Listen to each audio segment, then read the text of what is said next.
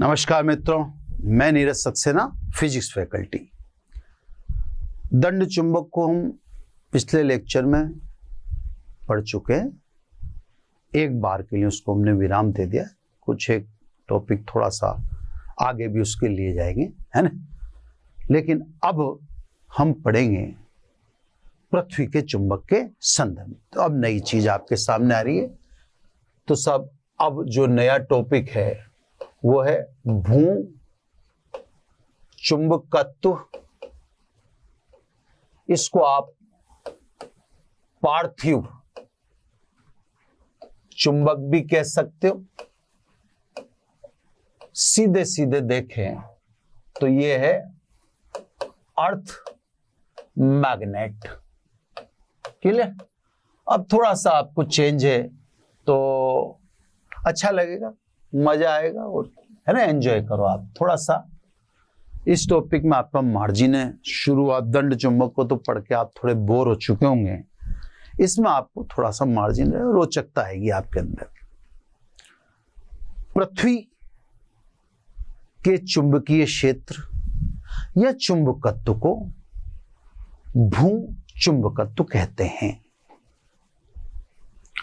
पृथ्वी एक विशाल प्राकृतिक चुंबक है ना। तो मैं पृथ्वी के लिए दम ठोक के कह रहा हूं, बहुत दावे से कह रहा हूं, और उस दावे को भी पुख्ता करेंगे, है ना। पृथ्वी एक विशाल प्राकृतिक चुंबक है। अब पृथ्वी साहब विशाल प्राकृतिक चुंबक है, तो इस पक्ष के लिए आप तथ्य प्रस्तुत करो। आप कैसे कह रहे हो कि पृथ्वी एक विशाल प्राकृतिक चुंबक है? तो मैं आपको कुछ तथ्य प्रस्तुत करता हूं। पहला तथ्य, पृथ्वी एक विशाल प्राकृतिक चुंबक है के संदर्भ में स्वतंत्रता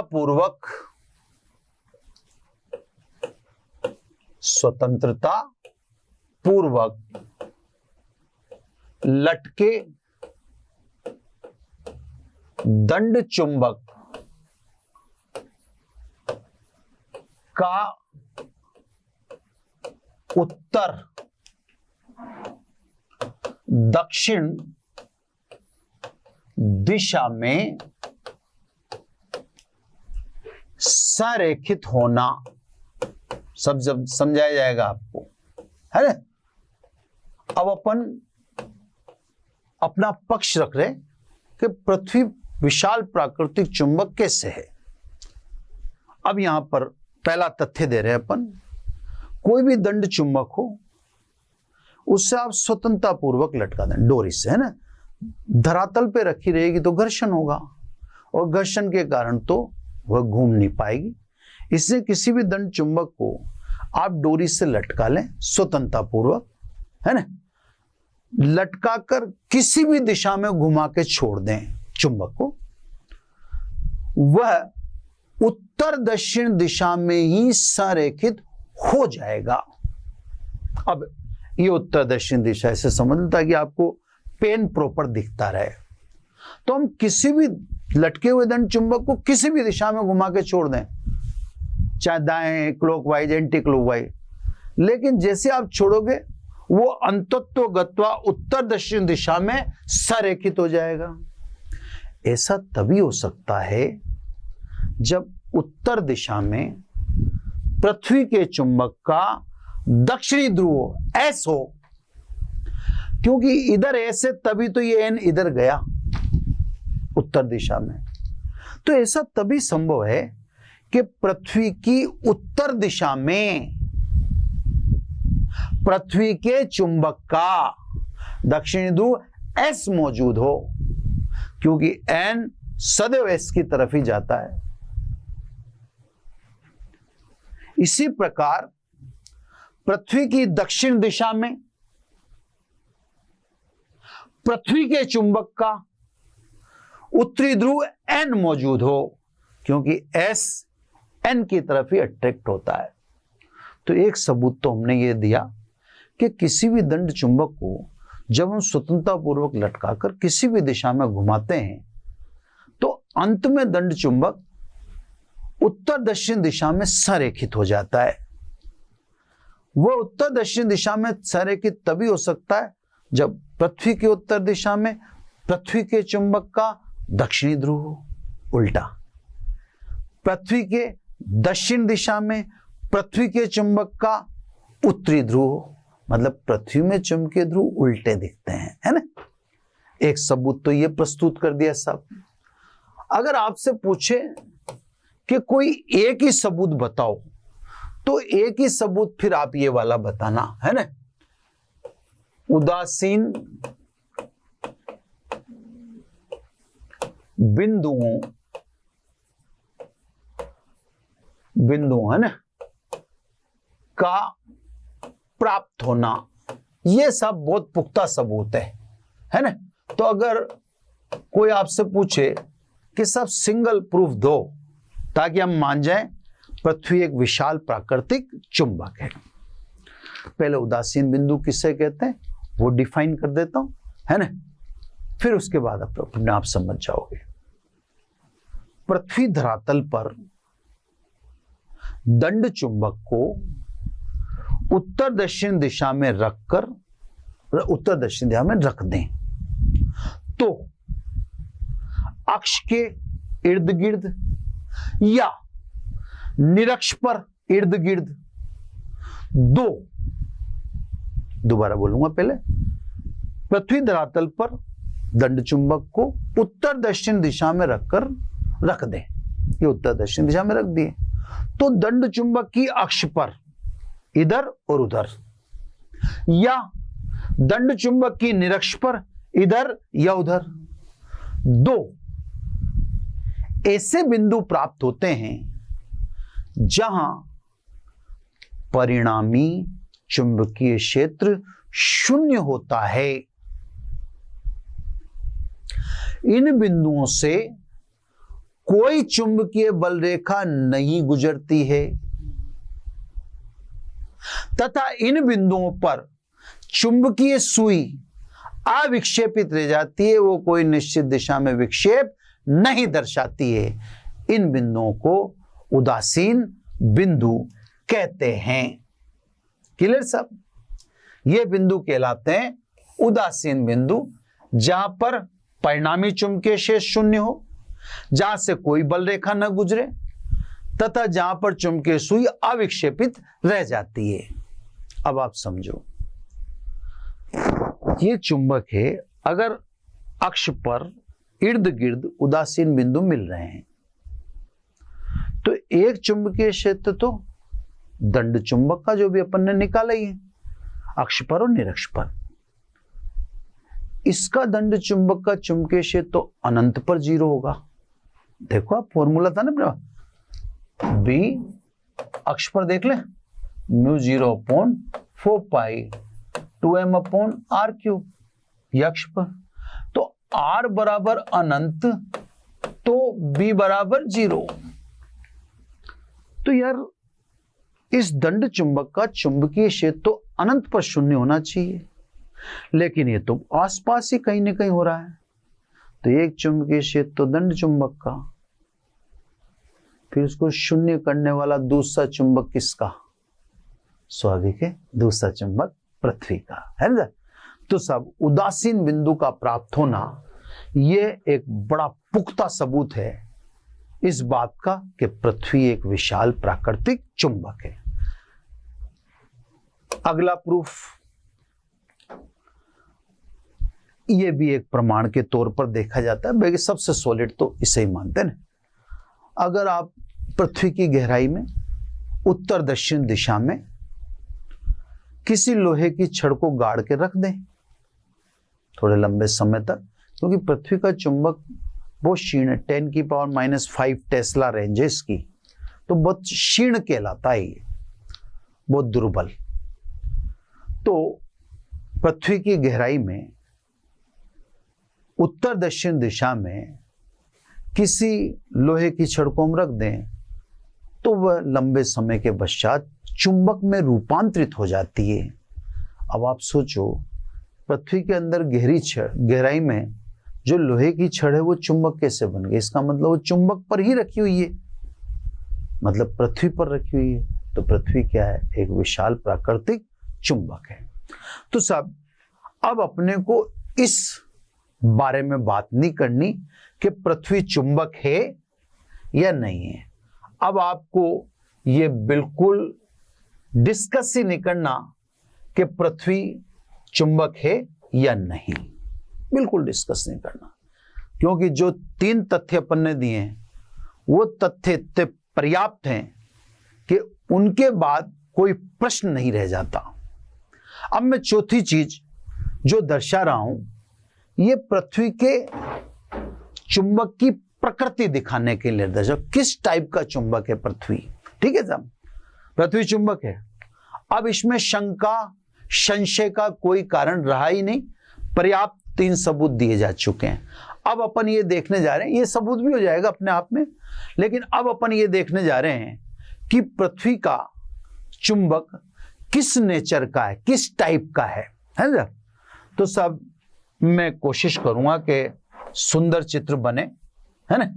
ये तो अर्थ दिखा दी मैंने, पृथ्वी है ना, 2 अलग अलग कलर यूज कर लेंगे अपन। अर्थ 23.5 डिग्री पे घूमती है, तो ये तो इसका केंद्र है ना। अब देखो साहब, आप थोड़ा सा मेरे को मार्जिन दीजिएगा। ये पृथ्वी की घूर्णन अक्ष, पृथ्वी की घूर्णन अक्ष जिसके पारितय पृथ्वी घूमती है। तो स्वाभाविक है ये ज्योमेट्रिकल नॉर्थ है और ये ज्योमेट्रिकल साउथ है। ज्योमेट्रिकल नॉर्थ यहां लिखता जाता हूं सब थोड़ा सा, और ज्योमेट्रिकल साउथ ये मैं लिख रहा हूं पृथ्वी का उत्तरी ध्रुव। चुंबक की बात नहीं, ज्योमेट्रिकल लिख दिया ना, ये दक्षिण ध्रुव है ना। भौगोलिक है, इसका चुंबक से कोई लेना देना नहीं है, भौगोलिक है ना। चुंबक से दूर दूर तक सोचो ही मत। थोड़ा मैं गैप रख लूं, उसको थोड़ा दूर ले लूं, क्योंकि चित्र थोड़ा बड़ा बनेगा ही है ना, और आपको स्पष्ट दिखाने के लिए मैं भी चाहूंगा कि बड़ा बने, तो मैं इसको ऐसे लिख देता हूं ताकि लुक भी आ जाएगा, भौगोलिक। ठीक है साहब, इसको आप चाहें तो उत्तर दिशा बोले, मुझे कोई दिक्कत नहीं। इसको चाहे तो आप दक्षिण दिशा बोले। इसके पारितय पृथ्वी घूर्णन करती, घूमती है।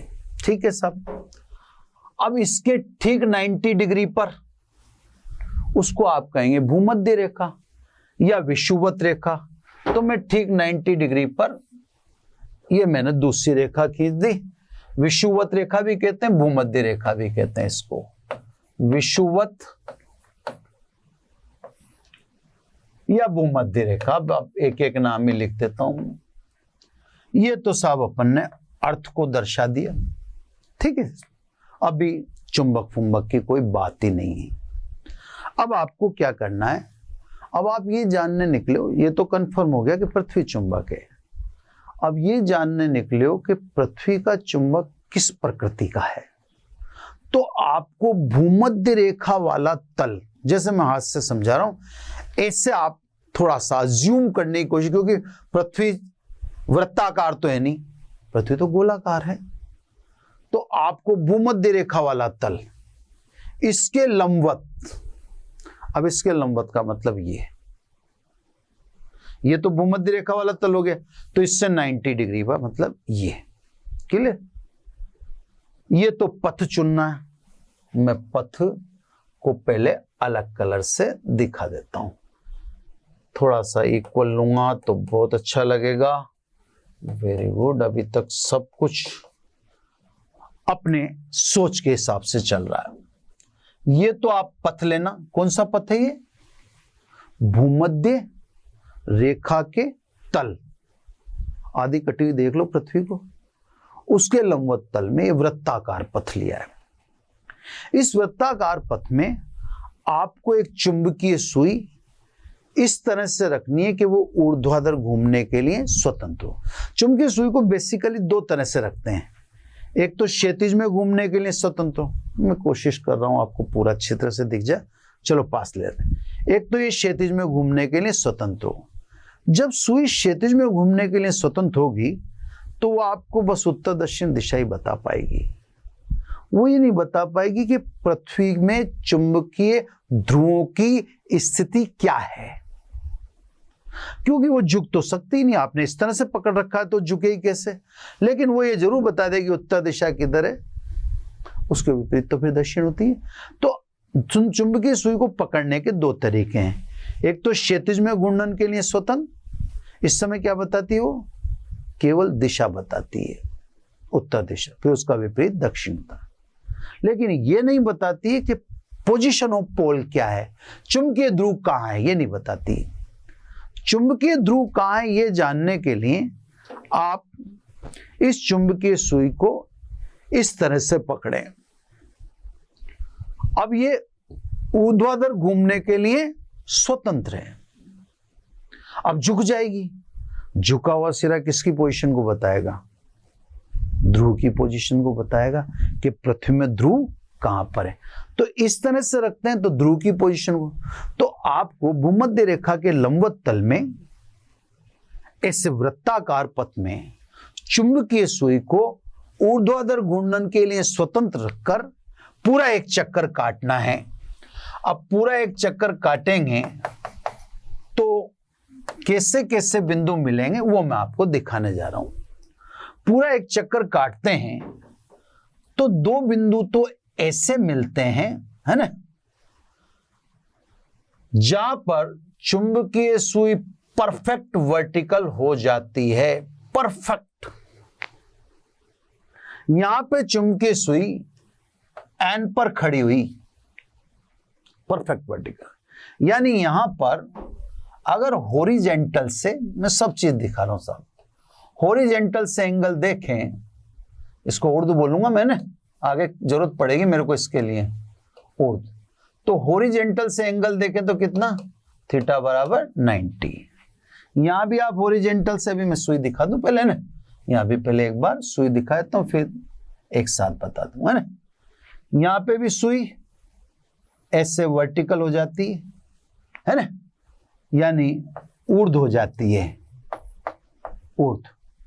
अगर आप देखें तो यहां पर भी theta is equal to 90। White colour ले लेता हूं, थोड़ा उससे क्लियर दिख जाता है ना, टाइम थोड़ा सा लग रहा है लेकिन एक परफेक्ट चीज आपके सामने जाएगी। तो दो बिंदु ऐसे मिलते हैं जहां पर चुंबकीय सुई परफेक्ट ऐसे वर्टिकल हो जाती है, थीटा बराबर 90 डिग्री। ये थीटा बराबर 90 बहुत इंपॉर्टेंट है, आगे किसी परिभाषा में इंक्लूड होगा, इसलिए बता रहा हूं।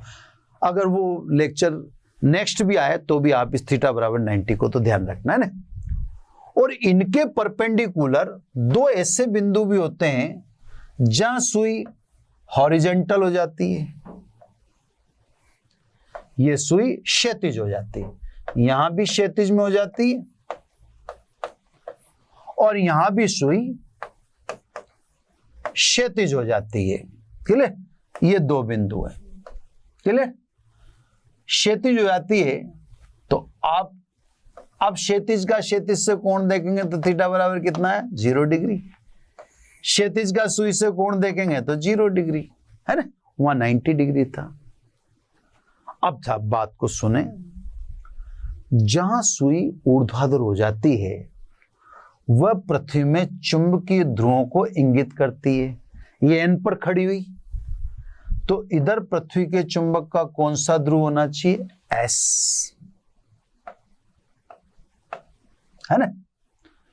इधर देखो तो ऊर्ध्वाधर किस पे टिकी, एस पर, तो यहां पृथ्वी का कौन सा चुंबकीय ध्रुव होना चाहिए, एन, है ना। इसका मतलब यह हुआ कि पृथ्वी का चुंबक किस प्रकार का है, पृथ्वी का चुंबक दंड चुंबक जैसा है, या पृथ्वी के चुंबक की प्रकृति दंड चुंबक की भांति है, लेकिन चुंबकीय ध्रुव उल्टे।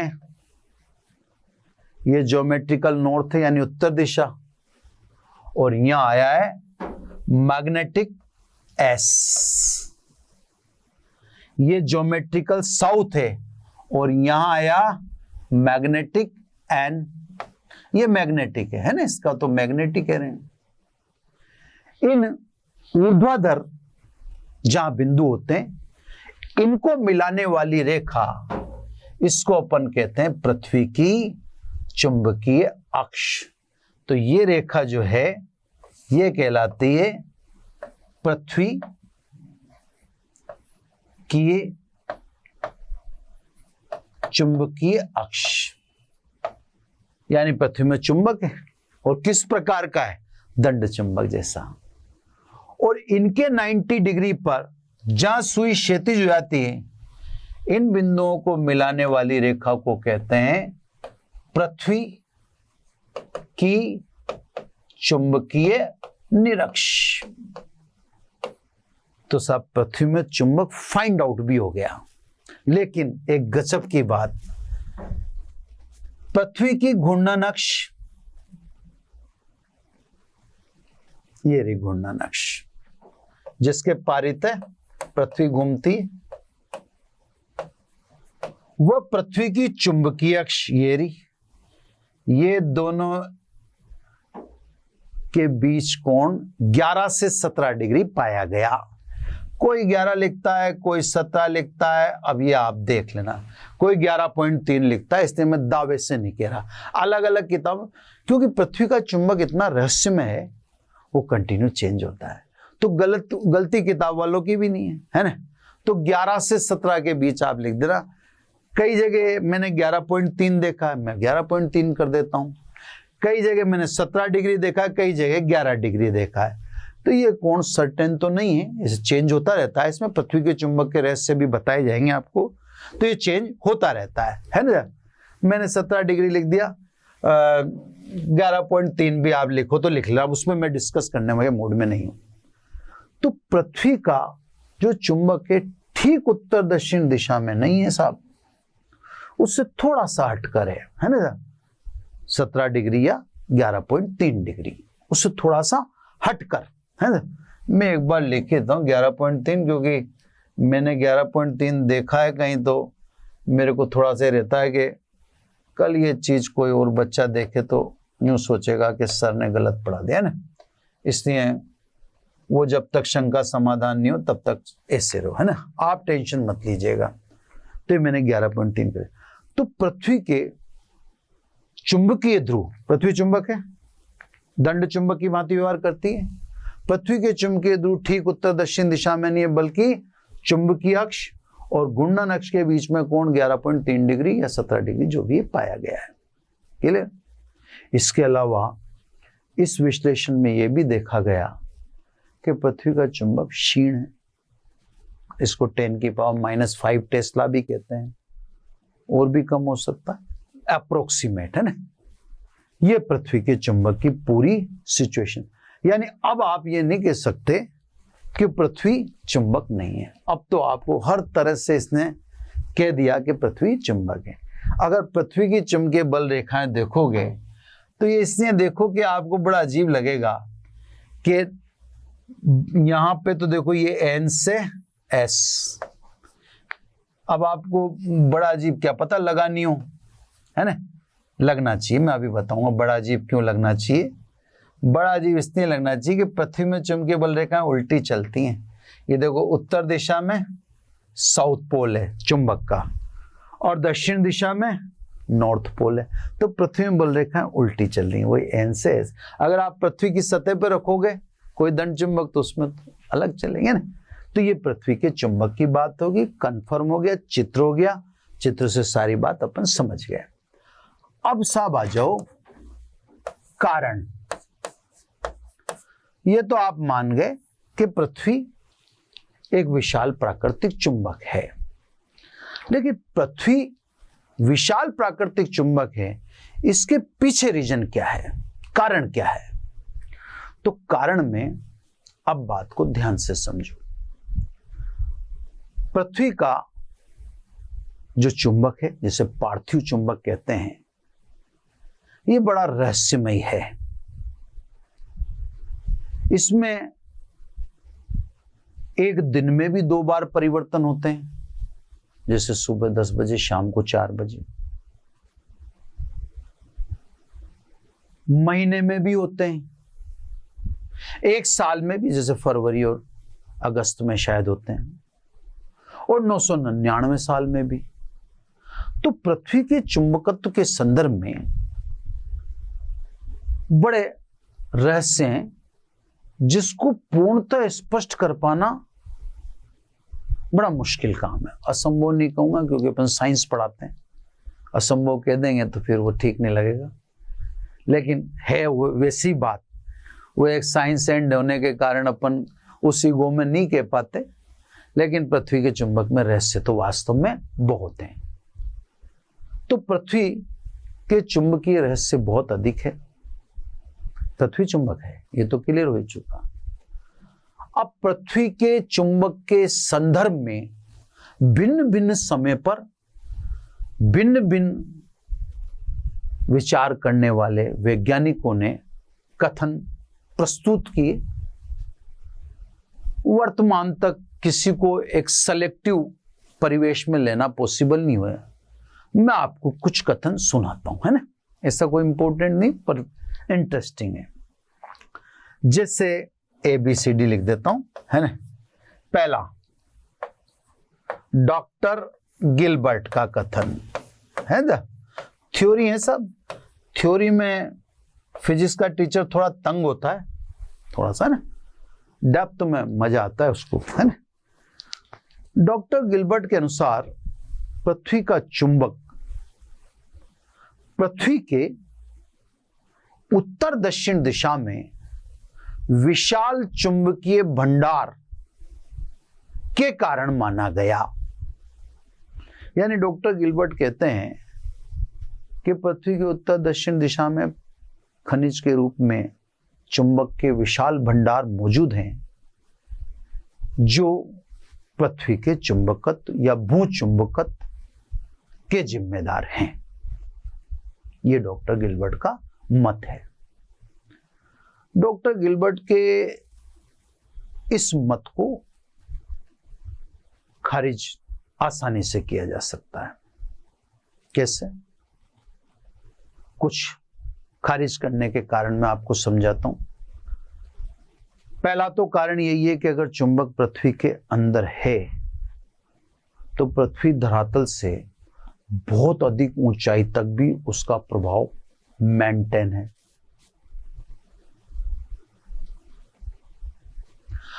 पृथ्वी के अंदर अगर चुंबक है तो सूर्य के ब्लैक स्पॉट से उसमें चेंज क्यों आते हैं? पृथ्वी के चुंबक में रहस्य हैं। जब सूर्य घूर्णन करता है तो सूर्य पर स्थित काले धब्बे जब पृथ्वी की तरफ झांकते हैं, उस समय पृथ्वी का चुंबकीय क्षेत्र डावाडोल हो जाता है, चेंज आ जाता है। तो चुंबक अगर पृथ्वी के अंदर है तो सूर्य से प्रभावित क्यों है? जो कि है ना। सबसे पुख्ता बात मैं आपको समझा देता हूं। पृथ्वी के अंदर गहराई में चुंबक हो ही नहीं सकता। उसका सीधा सीधा कारण है चुंबक और ताप, टेम्परेचर एक दूसरे के दुश्मन है। पृथ्वी का आंतरिक भाग बहुत गर्म है। ज्वालामुखी देखते हो आप, है ना। ज्वालामुखी में जो लावा निकलता है वो तप्त लाल निकलता है। उस लावे को देखकर आप समझ सकते हैं कि सब पृथ्वी के अंदर कितना टेम्परेचर होगा। क्लियर? उस टेम्परेचर में किसी चुंबक का चुंबकत्व रह ही नहीं सकता। तो सब पृथ्वी की गहराई में चुंबक नहीं हो सकता, है ना।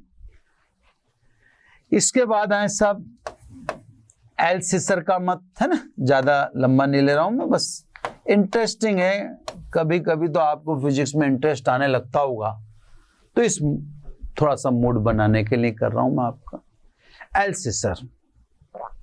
एल्सिसर का मत थोड़ा सा आपको जम सकता है और उसमें दम भी है। कैसे दम है? पृथ्वी की आंतरिक क्रोड मतलब केंद्रीय भाग वास्तव में बहुत गर्म है। अभी चर्चा करके निपटे अपन। इस केंद्रीय भाग का अत्यधिक ताप होने के कारण इसमें निकल, फेरिक आदि धातुएं पिघले हुए आयन युक्त द्रव की भांति हैं। ये बात सही है। अगर धातु का द्रव पिघला हुआ होगा तो स्वाभाविक आयन ही आयन होंगे, इस बात को भी मानना पड़ेगा। तो धातु पिघली हुई अवस्था में या द्रव की अवस्था में आयन युक्त है, इसमें कोई दो राय नहीं है। जब पृथ्वी अपनी अक्ष पर घूमती है तो स्वाभाविक है आयन युक्त द्रव भी घूमेगा। अभी ड्रम में पानी भर दो और ड्रम को घुमाओ तो अंदर भरा पानी रोटेट करेगा। अब आयन युक्त द्रव घूमेगा तो धारावाही लूप बनेगा। और अपन इस बात को जानते हैं कि धारावाही लूप, कहीं छोटी सी जगह मुझे मिल जाए, है ना, ये इधर ले लेता हूं मैं, ये धारावाही लूप है ना। और अपन इस बात को जानते हैं कि अगर मैंने धारा ये क्लॉकवाइज प्रवाहित की, ये जैसे क्लॉकवाइज, तो इस तरफ एस थ्रू दिखेगा और इस तरफ, भाई ऊपर से तुम्हें क्लॉकवाइज तो ऊपर तो आपको धारावाही लूप में एस थ्रू दिखेगा और नीचे देखो तो एंटी क्लॉकवाइज तो नॉर्थ पोल दिखेगा। तो ये बात में तो दम है कि ये आयन युक्त द्रव पृथ्वी के घूर्णन के कारण घूमता है और धारावाही लूप का निर्माण करता है। और धारावाही लूप का निर्माण करता है तो धारावाही लूप दंड चुंबक की भांति व्यवहार करता है और पृथ्वी का चुंबक दंड चुंबक की भांति निकला। देखने पर पृथ्वी के चुंबक को हमने क्या पाया कि वो वास्तव में किसकी भांति है, दंड चुंबक की भांति है। तो एल्सीसर के मत से आप सहमत हो न हो, लेकिन आपको ये बात तो माननी पड़ेगी कि पृथ्वी के अंदर अगर चुंबक नहीं है तो फिर चुंबक का रीजन धारावाही लूप ही होगा, ये तो मानना पड़ेगा। एल्सीसर कितने सही हैं कितने गलत हैं उन चीज को छोड़ो, लेकिन ये तो कंफर्म है कि जब पृथ्वी के अंदर कोई चुंबक का सोर्स ही नहीं है तो फिर चुंबक कैसे हुआ, तो फिर वो लूप के कारण ही है। अब लूप से कारण जो ध्रुव निर्मित होते हैं, इन ध्रुवों की पोजीशन थोड़ी पता पड़ती है। इन ध्रुवों की पोजीशन का पता नहीं होता है, क्योंकि अपन तो कहते हैं चुंबकीय बल रेखाएं अक्ष की दिशा में। अब अक्ष की दिशा में तो इधर आ रही है तो इधर एस होगा और उधर एन होगा। अब आप बताओ एक धारावाही लूप में इधर एस से इधर एन कहां है, जहां देखो वहीं है। लूप के तल पर भी है, दूर जाओ तो वहां भी है, तभी तो बल रेखा आ रही है। अगर मैं मान लो कोई चुंबकीय बल रेखा दर्शाता हूं, ये दिखा दे, इसका मतलब क्लियर है ना कि इधर एन है और इधर एस है। भैया यहां भी अगर मैं लिख दूं तो आप क्या बिगाड़ लोगे, कुछ थोड़ी कर सकते हो आप, है ना। दूर भी लिख दूं तो भी आप क्या कर लोगे, मानना पड़ेगा, क्योंकि बल रेखा एन से एस की तरफ ही जाती है। तो साहब एल्सीसर के मत में दम है। एक अन्य मत जिसे डायनोमा प्रभाव भी कहते हैं, है ना, ये मेरे को डायनमो प्रभाव है या जो भी है ना, वो भी एल्सीसर से मिलता जुलता ही है। जैसे पृथ्वी की बाह्य क्रोड की बात करें, सरफेस की बात करें, तो ये तो बात क्लियर है कि सूर्य से आने वाली ऊर्जा विकिरणों के कारण वायुमंडल में उपस्थित वायु आयनित हो जाती है। तो आयन तो इस पृथ्वी धरातल पर है ही, उसमें कोई दो राय नहीं। अब संवहन धाराएं जो भूमध्य रेखा के को चक्कर काटती रहती है ना, संवहन धाराएं इन आयन युक्त या इन आयनों को अपने साथ घुमाती हैं। यूं कहते हैं, उसका ऐसे मान लो आप कि पृथ्वी जब घूमती है तो धरातल पर स्थित आयन भी घूमते हैं। उन आयनों के घूमने से धारावाही लूप निर्मित होता है। अब उसको देखो, कहने में संवहन धारा भी कहा गया है। तो सब पृथ्वी की बाह्य क्रोड पर उपस्थित आयन संवहन धाराओं या पृथ्वी के घूर्णन के कारण धारावाही लूप निर्मित करते हैं। और ये धारावाही लूप निर्मित करते हैं तो पृथ्वी में चुंबक दंड चुंबक की भांति प्रेक्षित होता है या पृथ्वी का भू चुंबकत्व प्रेक्षित होता है। तो ये सब कारण होंगे कि ये पॉसिबिलिटी है। अंत में क्या, इनमें ये बताता हूं मैं आपको कि पृथ्वी का चुंबक बड़ा रहस्यमय है। उसमें दिन में चेंज हो रहा है, महीने में, उसमें साल में चेंज हो रहा है, 999 साल में चेंज हो रहा है। उसके अलावा जब सूरज घूमता है अपनी अक्ष पर तो काले धब्बे पृथ्वी की तरफ आते हैं, तब चेंज हो रहा है। तो सब कुछ तो नियमित परिवर्तन है पृथ्वी के चुंबक में। नियमित परिवर्तन को तो अपन समझ सकते हैं, लेकिन जो परिवर्तन नियमित नहीं है उन्हें कैसे समझोगे आप? अनियमित परिवर्तन भी तो हो रहे हैं। जैसे सूर्य के ब्लैक स्पॉट सामने दिख रहे हैं तो पृथ्वी पर चुंबकीय तूफान आ जाता है। आपके अजमेर में भी अजमेर में भी चुंबकीय क्षेत्र का बहुत परिवर्तन होता है। तो कहने का मतलब नियमित परिवर्तन तो समझाए जा सकते हैं, लेकिन पृथ्वी के चुंबक में अनियमित परिवर्तन भी हो रहे हैं। अब ये तो पृथ्वी के चुंबक की बात होगी। और पृथ्वी के चुंबक से संबंधित लास्ट टॉपिक, पृथ्वी के चुंबक के कुछ ही टॉपिक है, भूचुंबकत्व और पार्थिव चुंबक। इसके बाद अपन ने पृथ्वी का चुंबक होने का प्रमाण दिया, कारण बता दिया। अब ये जो अपन ले रहे हैं भू चुंबकत्व के अवयव, ये सब एकेडमिक वाले बच्चे और कंपटीशन वाले बच्चे दोनों के लिए ही इंपॉर्टेंट है।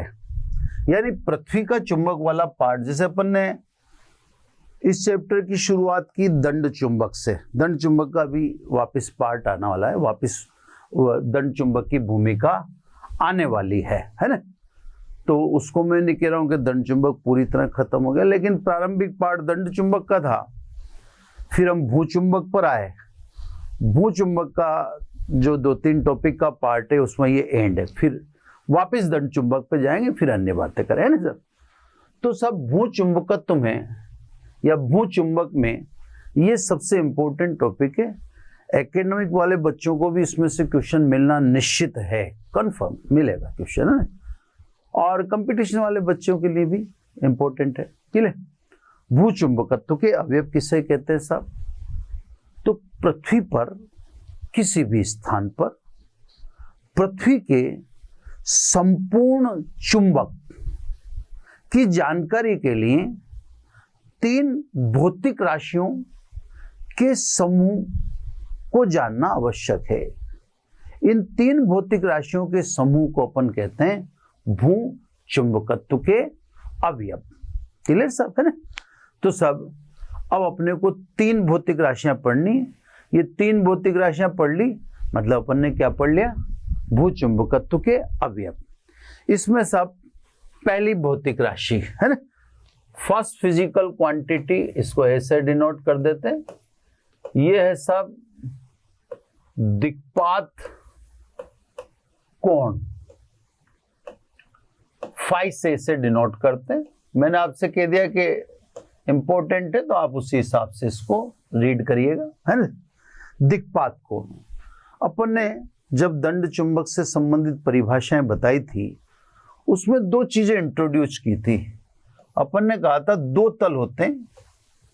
एक तल तो वह जो दंड चुंबक को स्वतंत्रता पूर्वक लटकाने पर उसके चुंबकीय ध्रुवों को मिलाने वाली रेखा से गुजरने वाला ऊर्ध्वाधर तल होता है, उसको अपन कहते हैं चुंबकीय याम्योत्तर। तो ये सब एक दीवार, इस दीवार को अपन कह देते हैं चुंबकीय याम्योत्तर। ठीक है साहब। इन्हीं परिभाषाओं में एक और तल के बारे में उल्लेख किया गया था। उसमें कहा था कि पृथ्वी के उत्तर या पृथ्वी के उत्तरी ध्रुव, भौगोलिक उत्तर है ना, यानी उत्तर दिशा के दो आप, कोई दिक्कत नहीं। पृथ्वी का उत्तरी ध्रुव यानी उत्तर दिशा व दक्षिणी ध्रुव यानी दक्षिण दिशा को मिलाने वाली काल्पनिक रेखा से गुजरने वाले ऊर्ध्वाधर तल, ये दूसरा तल था साहब। इस दूसरे तल को अपन ने नाम दिया था भौगोलिक याम्योत्तर। तो चुंबक के सेंस में दो तल हैं, एक चुंबकीय याम्योत्तर और दूसरा इसको बोलते हैं भौगोलिक याम्योत्तर। क्लियर साहब? ये दो तल हैं। अब किसी स्थान पर चुंबकीय याम्योत्तर, ये वाला तल जिसको मैंने येलो पेन से कर रखा है, वह भौगोलिक याम्योत्तर जिसको मैंने ब्लू कलर से दिखा रखा है ना। तो किसी स्थान पर चुंबकीय याम्योत्तर तथा भौगोलिक याम्योत्तर के मध्य कोण फाई को दिक्पात कोण कहते हैं। ये सब दिक्पात कोण की डेफिनेशन आ गई है ना। अब सब पृथ्वी के भिन्न भिन्न भागों पर या पृथ्वी पर भिन्न भिन्न बिंदुओं पर दिक्पात कोण का मान भिन्न भिन्न भी हो सकता है, समान भी हो सकता है और शून्य भी हो सकता है। तो पृथ्वी धरातल पर भिन्न भिन्न स्थानों पर दिक्पात कोण का मान भिन्न भिन्न या समान या शून्य हो सकता है। समान दिक्पात कोण वाले बिंदुओं को मिलाने वाली रेखा को हम समदिक्पाती रेखा कहते हैं। समदिक्पाती, ये सब थोड़ी छोटी चीजें हैं, लिख से रहा हूं मैं। जहां समान दिक्पात कोण है उन बिंदुओं को मिला दो, उस रेखा को हम कहेंगे समदिक्पाती। और वह रेखा जो शून्य दिक्पात कोण वाले बिंदुओं को मिलाती है, या उल्टा बोल दो, शून्य दिक्पात कोण वाले बिंदुओं को मिलाने वाली रेखा को शून्य दिक्पाती रेखा कहते हैं, है ना। अब आप कहेंगे ये दोनों रेखाएं हैं कहां?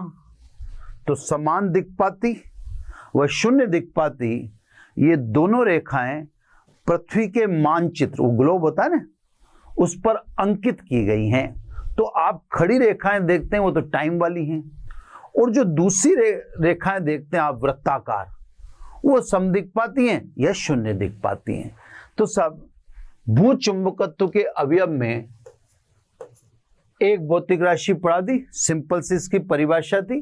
परिभाषा ये थी, किसी स्थान पर भौगोलिक याम्योत्तर व चुंबकीय याम्योत्तर के मध्य कोण फाई को दिक्पात कोण कहते हैं। ठीक है साहब। अब साहब दूसरी पे आओ बात करें, है ना। दूसरी भौतिक राशि बी, ये सब सबसे ज्यादा इंपॉर्टेंट है, नमन या नति कोण। इसमें से क्वेश्चन आने के चांसेस पूरे के पूरे हैं साहब, मतलब आप इसको समझें, इंपॉर्टेंट है ना। इसमें से क्वेश्चन डालते हैं अक्सर, ये देखा गया है। अब सब नति या नमन कोण, तो पहले तो आप चुंबकीय सुई को इस तरह से पकड़ें कि वह ऊर्ध्वाधर घूर्णन के लिए स्वतंत्र हो। या आपको मैंने समझा भी दिया था कि सुई को पकड़ने के दो तरीके हैं। एक तो सुई क्षैतिज में घूर्णन के लिए स्वतंत्र है। जब सुई क्षैतिज में घूर्णन के लिए स्वतंत्र है तो उत्तर दक्षिण दिशा दर्शाएगी, लेकिन सुई अगर ऊर्ध्वाधर घूर्णन के लिए स्वतंत्र है तो वह झुककर आपको चुंबकीय ध्रुव की स्थिति बताएगी। इस तरह से अगर आपने रख रखी तो झुककर ये बताएगी कि चुंबकीय ध्रुव कहां पर है। जो अपन ने चित्र में अभी जैसे ग्लोब वो बनाया था पृथ्वी के चुंबक का चित्र, तो पृथ्वी के चुंबक के चित्र में बताया था कि हम भूमध्य रेखा वाले तल के लंबवत वृत्ताकार पथ में चुंबकीय सुई को लेकर पूरा एक चक्कर काटते हैं तो दो स्थानों पर सुई ऊर्ध्वाधर हो जाती है। जहां सुई ऊर्ध्वाधर होगी तो बताएगी चुंबकीय ध्रुव यहां है। जैसे ये एन पे खड़ी है तो इसका मतलब एस यहाँ है, और अगर ये S पर ऊर्ध्वाधर हो गई तो इसका मतलब चुंबकीय ध्रुव N यहां है ना? तो सुई का जब हम क्षेत्र ऊर्ध्व में घूर्णन करने के लिए स्वतंत्र छोड़ते हैं तो बताती पृथ्वी में चुंबक कहां पर है ना? तो सब आपको चुंबकीय सुई को ऊर्ध्वाधर घूर्णन में स्वतंत्र रख सुई का क्षैतिज से जो झुकाव होता है उस कोण को हम कहते हैं नति या नमन। मैं पहले चित्र से दिखाता हूं, फिर एक बार और डेफिनेशन बोलूंगा। ये मैंने क्षैतिज और ऊर्ध्व पहले दर्शा दिए, ताकि ये तो साहब क्षैतिज हॉरिजेंटल, ये पृथ्वी धरातल हो गया, और ये ऊर्ध्व दो स्वाभाविक के लंबवत है, तो एक क्षैतिज है तो दूसरा ऊर्ध्व होगा। अब आपने चुंबकीय सुई लेनी जो ऊर्ध्वाधर घूर्णन के लिए स्वतंत्र है। ये मैंने चुंबकीय सुई दिखा दी है ना सर। अब चुंबकीय सुई को जब ऊर्ध्वाधर घूर्णन के लिए आप स्वतंत्र रखोगे तो सुई इस तरह से झुक जाएगी। एन हो चाहे एस हो, ना उससे मतलब नहीं अपने को। चुंबकीय सुई इसलिए मैं दिखाता हूं। ये सब सुई क्षैतिज से झुक जाती है। अब ये सुई जितना कोण झुकती है उस कोण को ही कहते हैं नति या नमन। अभी डेफिनेशन और बोलूंगा मैं, है ना। तो सब चुंबकीय सुई को ऊर्ध्वाधर घूर्णन के लिए स्वतंत्र रखें तो सुई का क्षैतिज से, देख लो हाथ से, सुई का क्षैतिज से कोण थीटा नति या नमन कोण, ये नमस्ते करने वाली पोजीशन है, इसने उस कोण को क्या कहा, नति या नमन कोण। ये दो की डेफिनेशन। सुई का जो झुका हुआ सिरा है ये पृथ्वी के संपूर्ण चुंबक की तीव्रता को बताता है। जैसे सुई झुकगी तो ये बताएगी ना कि पृथ्वी का संपूर्ण चुंबक यहां है। अब खोदो आप, ये तो पोजीशन बता रहा है, तो आप उस दिशा में जाओगे, उस जगह जाते जाओगे, ये सुई खड़ी होती जाएगी, जाते जाओगे खड़ी जाएगी, और उस जगह जाते ये सुई वर्टिकल हो जाएगी, ऐसे खड़ी। जैसे अपने को ये बताया गया, मैं कैमरे के सामने दिखा रहा हूं, ये ऐसे सुई झुकगी। अब आप इधर चलो, क्योंकि ध्रुव की पोजीशन बता रही है। अब जैसे जैसे आप चलते जाओगे ये सुई झुकती जाएगी, झुकती जाएगी, और उस जगह पे जाती है सुई पूर्णतः ऊर्ध्वाधर हो जाएगी। ऊर्ध्वाधर समझ जाओ कि नीचे क्या है, ध्रुव है। तो ध्रुव अब सरफेस पर ही है क्या, ध्रुव की पोजीशन तो कहीं अंदर दिख रही है। तो कहने का मतलब ये जो सुई का झुका हुआ सिरा है ये पृथ्वी के संपूर्ण चुंबक की तीव्रता को बता रहा है, जिसको मैं कैसे लिख रहा हूं, कैपिटल बी से लिख रहा हूं। तो भाई इसका मतलब ये हुआ कि जो हम धरातल पर रहने वाले हैं, धरातल पर रहने वाले पृथ्वी के संपूर्ण चुंबक के संपर्क में नहीं है, क्योंकि हम तो यहां रहते हैं। तो क्षैतिज दिशा में पृथ्वी के संपूर्ण चुंबक का घटक देखो कितना आया, बी कोस थीटा। और इसके परपेंडिकुलर अगर ऊर्ध्व घटक देखोगे बी वर्टिकल, तो ये आया बी साइन थीटा, है ना। तो मेरे कहने का मतलब है कि एक छोटी सी बात याद रखना कि जो हम पृथ्वीवासी हैं, जो धरातल पर रहते हैं, वो संपूर्ण बी यानी इस पृथ्वी के संपूर्ण चुंबक का को अनुभव नहीं करते, उसका एहसास नहीं होता। क्योंकि हम वहां पर है तो हमें केवल, हम किससे अफेक्टेड होंगे, हम अफेक्टेड होंगे बी कोस थीटा से। दूसरा घटक बी साइन थीटा, ये वर्टिकल कंपोनेंट है। तो ये साथ नति और नमन कोण। अब इसमें वह बात बताने जा रहा हूं जो आपसे लगभग लगभग पूछते ही हैं। वो बात क्या है मैं उसको लिख के भी दिखाऊंगा, है ना। पृथ्वी की, अब पृथ्वी की तो ऊपर ही लिख देंगे, अब आप समझ जाओ पृथ्वी के लिए ही कर रहा हूं मैं बात, तो यूं कर देता हूं मैं पृथ्वी, है ना। अब आप बात को सुनो, आप तो पृथ्वी की चुंबकीय अक्ष है ना, बिल्कुल स्लो और समझा रहा हूं मैं ना। पृथ्वी की चुंबकीय अक्ष, सॉरी, पृथ्वी की चुंबकीय अक्ष है। पृथ्वी की चुंबकीय अक्ष पर चुंबकीय सुई पूर्णतः ऊर्ध्वाधर हो जाती है, यानी क्षैतिज से कितना कोण रहता है, 90 डिग्री, है ना। तो सब मैंने चित्र दिखाई दिया आपको ना, अभी इससे पहले टॉपिक में पृथ्वी का पूरा चित्र दिखाया था। तो पृथ्वी की चुंबकीय अक्ष पर चुंबकीय सुई ऊर्ध्वाधर हो जाती है, यहां नमन कोण का मान थीटा बराबर 90 डिग्री होगा या होता है। अब ये आप ध्यान रखना साहब, ये आपसे पूछता है ना कि साहब चुंबकीय अक्ष व चुंबकीय निरक्ष पर नमन कोण का मान बताओ।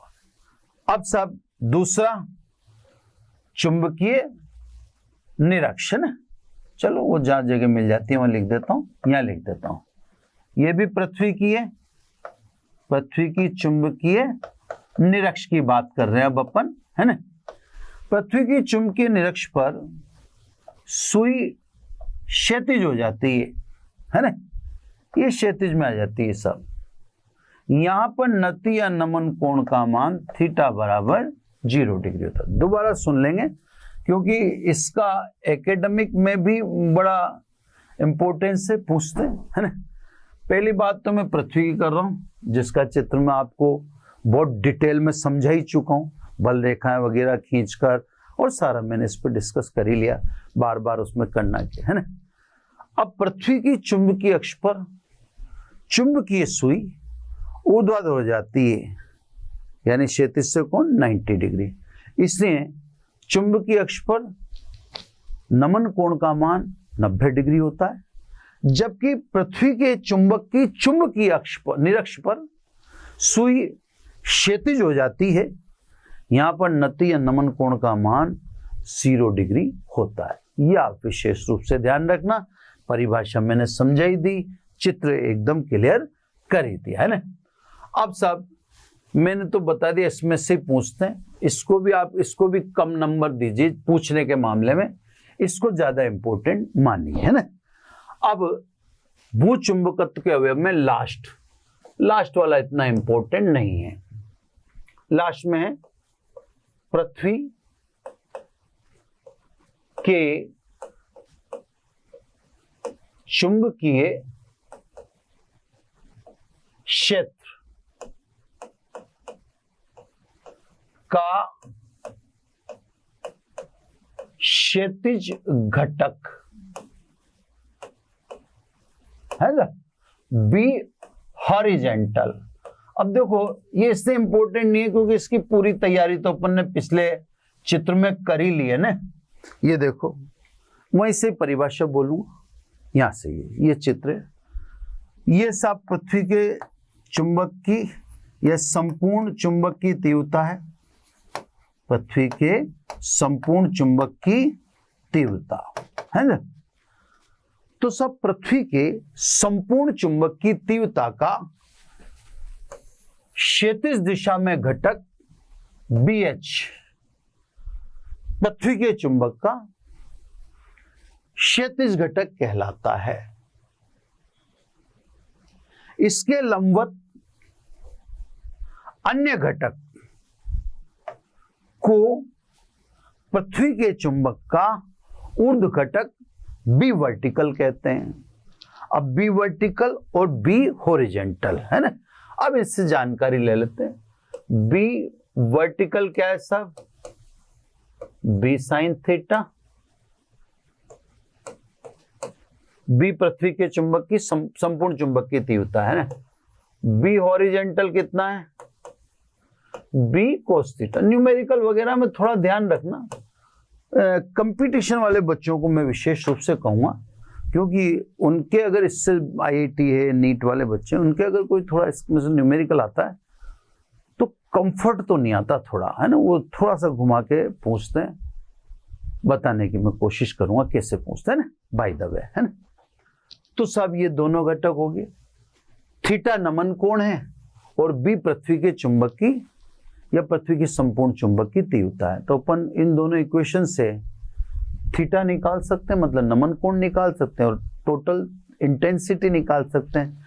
तो सब दो चीजें निकाल के दिखा देता हूं मैं। बाई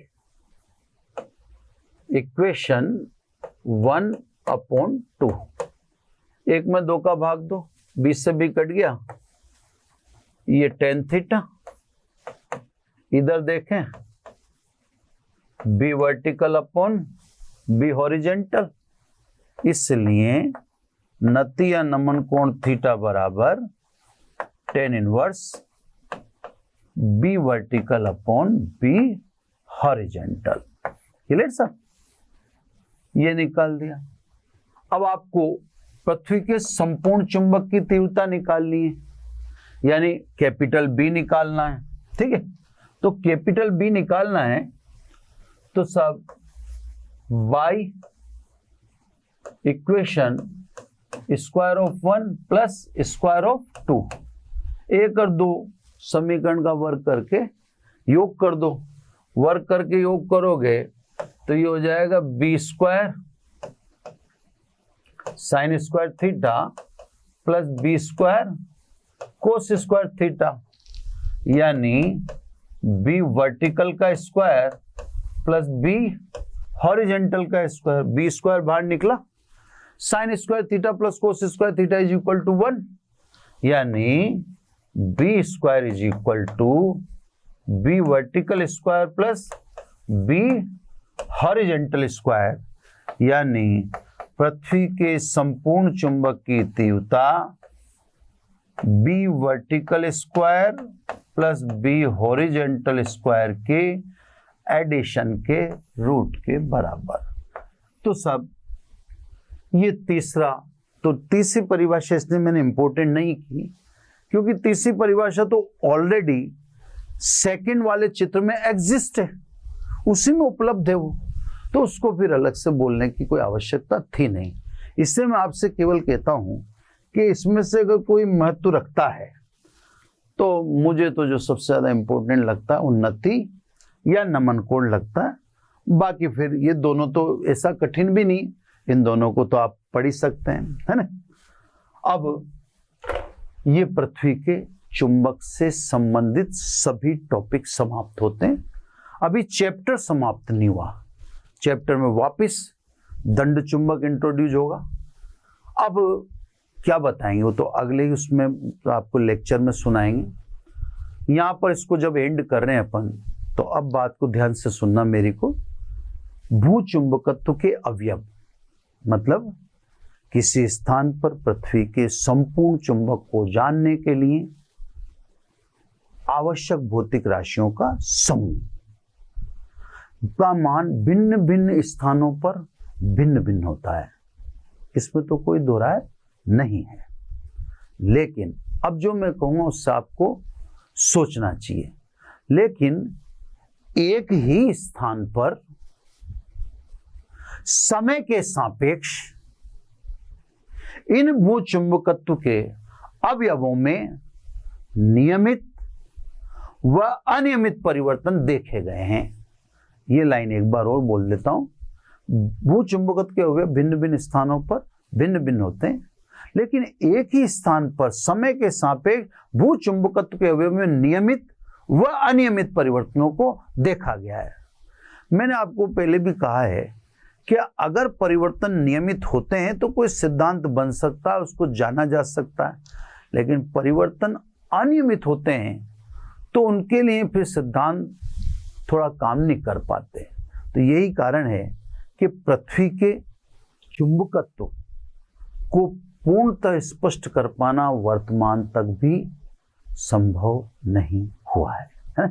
तो बच्चों आज इतना ही, बाकी फिर नेक्स्ट लेक्चर में, अब नेक्स्ट लेक्चर में नई बात होगी। अब दंड चुंबक के लिए आए तो भी नहीं होगी ना।